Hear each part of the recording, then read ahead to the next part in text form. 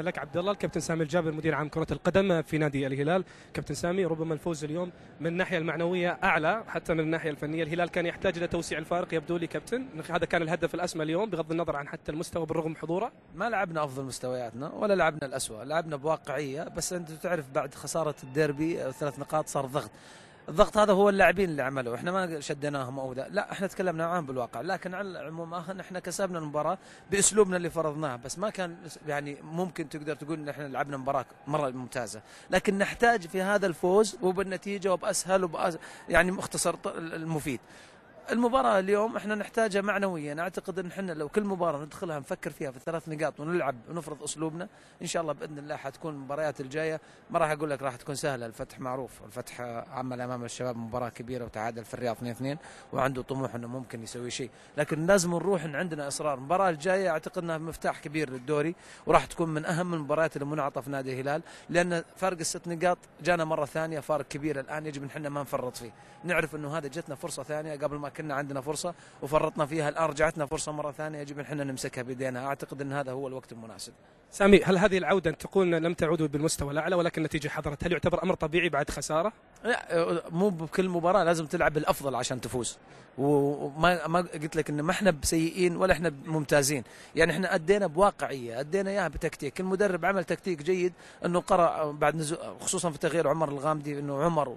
والغنام وعزيز 3 محاور على شكل مثلث، ولعب بتياغو نيفيز يكون جنب ياسر، يعني مو جنب ياسر على الطرف الشمال يعني، وخلى عيسى المحياني يرجع على اليمين، يعني تقريبا درس الوضع في اقل من 5. يمكن تياغو ما كان بالمستوى الملفت اليوم، لكنه بقائه في الملعب وجهة نظر المدرب افضل انه بقائه في الملعب، وهذا اللي حصل. نعم يعني صالح التسجيل لانه في حلول كرات اللي الشوت من خارج منطقه الجزاء، اليوم جبنا يعني مارسنا كل الحلول، جبنا من عرضيه وليش الهدف الاول، ومن ايضا كره ثابته ياسر، ومن شوته ايضا تياغو نيفيز، واعتقد ان هذه حلول مفروضه والمفروض انها تكون في كل مباراه. سامي، وانت تلعب المباراة القادمة من فريق استطاع أن يخطف من الوصيف 4 نقاط تقريبا بفوز على أرضه وبتعادل في الرياض، كيف تكون الآلية بالرغم أنك ستلعب معنا المرة الثانية بين أرضه وجماهيره؟ هذه صعوبتها أنك بتلعب فيها، لكن أعتقد أن احنا لو أن احنا نفكر في أنفسنا كيف الطريقة اللي نلعب فيها بالروح اللي نظهر فيها، نعرف الآن نحن في منعطف مرة مهم وخطير، أن احنا ممكن نعطي لأنفسنا الراحة الكبيرة ونكون أبطال للدوري، أن كل مباراة اللي نلعبها، يعني طبعا هذا كلام إنشائي لكن هذا واقع، أعتقد أن اللاعبين حاسين الفرصة بعد ما جتهم أنه يجب ما نفرط. مباراة الفتح إذا لعبناها كأن احنا أبطال الدوري حنقطع مشوار تقريبا 70 إلى 75%، وهذا مؤشر مرة يريحنا، لأنه المباراة اللي بعدها في أرضنا والمباراة اللي بعدها راح تكون مصيرية بالنسبة لنا، قد يكون فيها وتعرف المنافسين لك يلعبون، لكن يجب أنك ما تنظر وش ما تقول لها النتيجة زي ما حصل أمس أمام الشباب، بس جتنا الفرصة اليوم،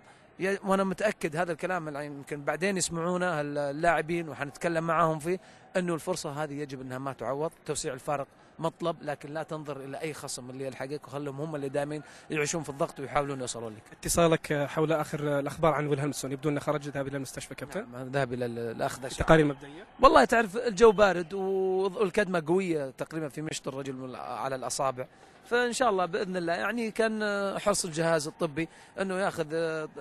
يعني اشاعه على اساس نتاكد من سلامته، لان المباريات الحساسه كلها المقبله كلها حساسه، نحتاج جهود اي لاعب. اليوم كان في حديث بينك وبين الامير فهد بن خالد اثناء الخروج من الملعب، ايش كان؟ والله انا دائما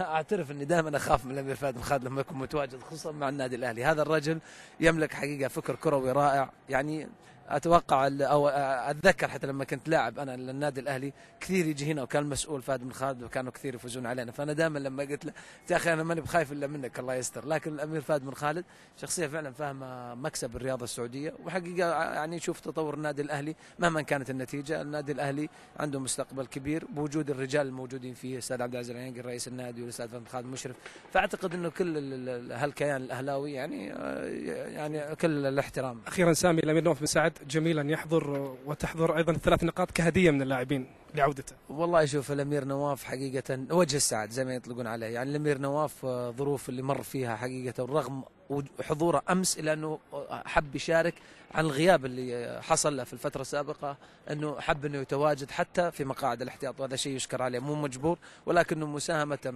وحتى نوع من الرد الجميل الى انه يعني وقت طويل انه كان بعيد، حقيقه كان موجود، وحتى وجوده دائما يبعث لنا الاطمئنان. يعني رجل يملك من الخبره والامكانيات الشيء الكثير، نتمنى ان شاء الله انه يكون دائما متواجد بالصحه والسلامه. شكرا. شكرا.